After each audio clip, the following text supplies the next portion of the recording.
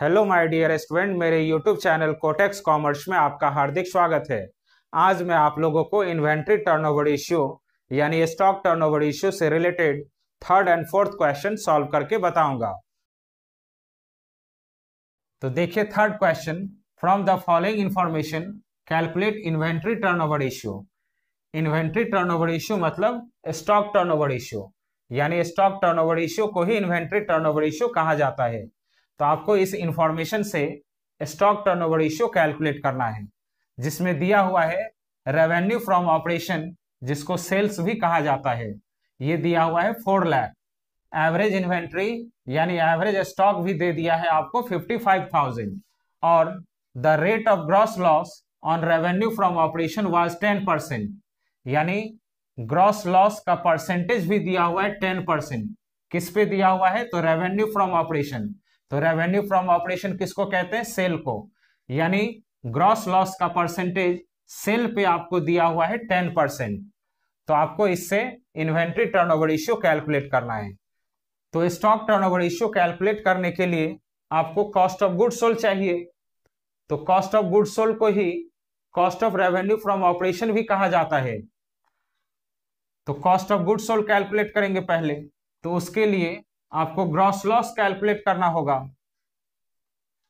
तो देखिए gross loss is equal to, यहां कह रहा है कि gross loss revenue from operation का 10% है।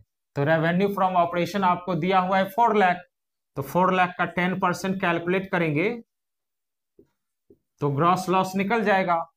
तो 4 लाख इंटू 10%, तो 4 लाख का 10% कैलकुलेट करेंगे तो होगा 40,000। तो 40,000 आपका ग्रॉस लॉस निकल गया। अब cost of goods sold calculate करेंगे।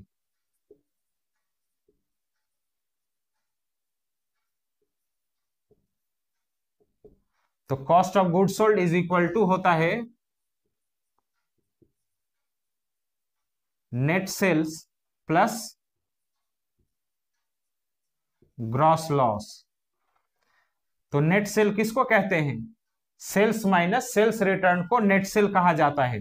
तो इस क्वेश्चन में सेल्स रिटर्न नहीं है, तो सेल को ही नेट सेल कहेंगे। तो नेट सेल हो गया 4 लाख प्लस ग्रॉस लॉस अभी कैलकुलेट किए हैं 40,000, तो 40,000 प्लस कर लेंगे। तो 4 lakh plus 40,000, 4 lakh 40,000 cost of goods sold निकल गया। अब आप इन्वेंट्री टर्नओवर रेशियो कैलकुलेट कर सकते हैं, इसलिए कि एवरेज इन्वेंट्री तो दिया हुआ है। तो यहां लिखेंगे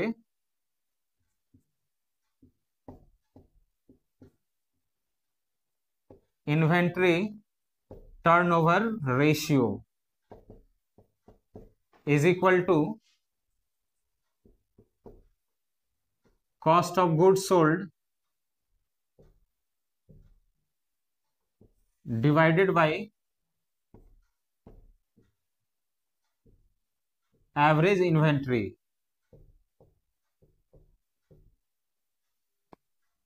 अब कॉस्ट ऑफ गुड्स सोल्ड यहां कैलकुलेट किए हैं 4,40,000, तो यहां 4,40,000 लिख लेंगे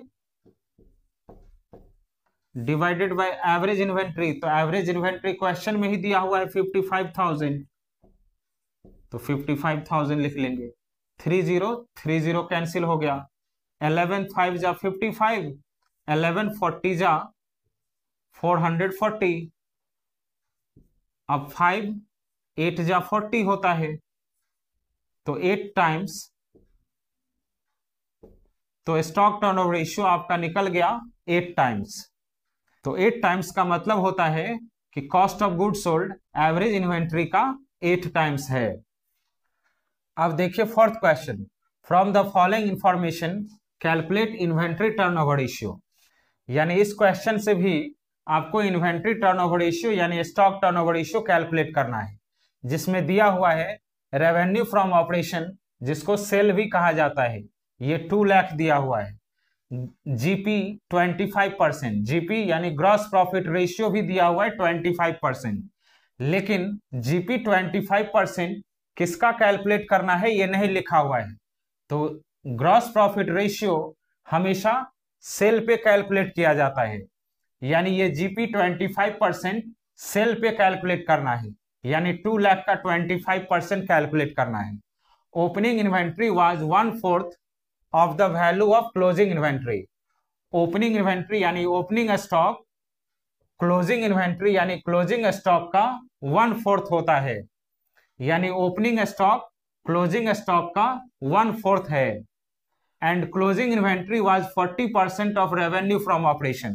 और क्लोजिंग स्टॉक कह रहा है कि रेवेन्यू फ्रॉम ऑपरेशन का 40% होगा, यानी सेल का 40% क्लोजिंग स्टॉक है। अब इसका सॉल्यूशन देखिए। तो इन्वेंट्री टर्नओवर रेशियो कैलकुलेट करने से पहले आपको एवरेज इन्वेंट्री कैलकुलेट करना होगा, और एवरेज इन्वेंट्री कैलकुलेट करने के लिए ओपनिंग इन्वेंट्री भी चाहिए और क्लोजिंग इन्वेंट्री भी। तो यहां ना ओपनिंग इन्वेंट्री दिया है ना क्लोजिंग इन्वेंट्री दिया हुआ है। तो पहले ओपनिंग और क्लोजिंग इन्वेंट्री कैलकुलेट करेंगे, उसके बाद cost of goods sold calculate करेंगे, तब लास्ट में इन्वेंट्री टर्नओवर रेशियो कैलकुलेट करेंगे। तो क्लोजिंग इन्वेंट्री 40% होता है सेल का, और क्लोजिंग इन्वेंट्री का 1/4 होता है ओपनिंग इन्वेंट्री। तो पहले क्लोजिंग इन्वेंट्री कैलकुलेट करेंगे।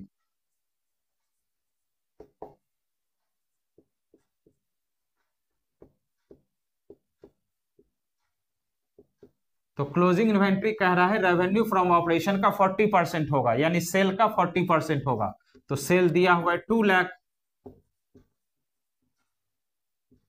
तो 2 लाख का 40% कैलकुलेट करेंगे। तो 2 लाख का 40% होगा 80,000। तो क्लोजिंग इन्वेंट्री आपका निकल गया 80,000। अब ओपनिंग इन्वेंट्री कह रहा है कि क्लोजिंग इन्वेंट्री का 1/4 होगा,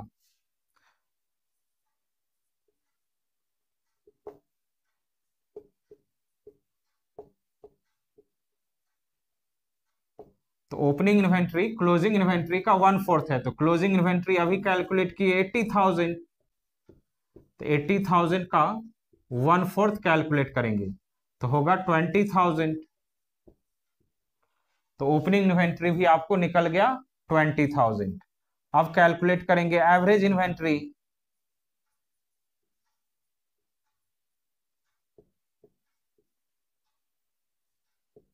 तो एवरेज इन्वेंट्री यानी एवरेज स्टॉक कैलकुलेट करेंगे। तो एवरेज इन्वेंट्री का फॉर्मूला होता है opening inventory plus closing inventory divided by 2। तो ओपनिंग इन्वेंट्री अभी कैलकुलेट किए 20,000 प्लस क्लोजिंग इन्वेंट्री है 80,000 डिवाइडेड बाय 2। तो 20,000 प्लस 80,000 1 लाख, 1 लाख में 2 से डिवाइड करेंगे तो एवरेज इन्वेंट्री आ जाएगा 50,000। तो एवरेज इन्वेंट्री आपका निकल गया 50,000। अब कैलकुलेट करेंगे कॉस्ट ऑफ गुड सोल्ड। तो यहां देखिए ग्रॉस प्रॉफिट दिया हुआ है 25%, यानी सेल का 25% ग्रॉस प्रॉफिट होता है। तो सेल का 25% जब ग्रॉस प्रॉफिट होता है तो सेल माइनस ग्रॉस प्रॉफिट करते हैं तो कॉस्ट ऑफ गुड सोल्ड होता है। तो जब ग्रॉस प्रॉफिट 25% दिया है, इसका मतलब cost of good sold 100% minus 25%, 75% cost of good sold होगा। तो आप direct cost of good sold calculate कर सकते हैं। तो cost of good sold is equal to sale दिया हुआ है 2 लाख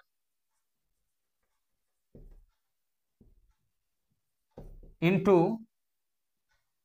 75%।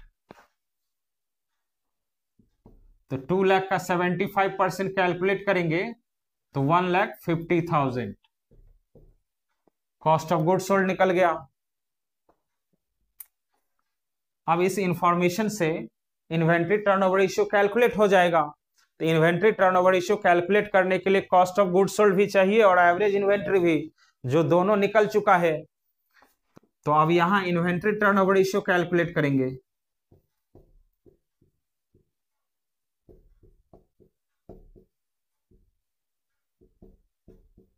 इज इक्वल टू होता है cost of goods sold divided by average inventory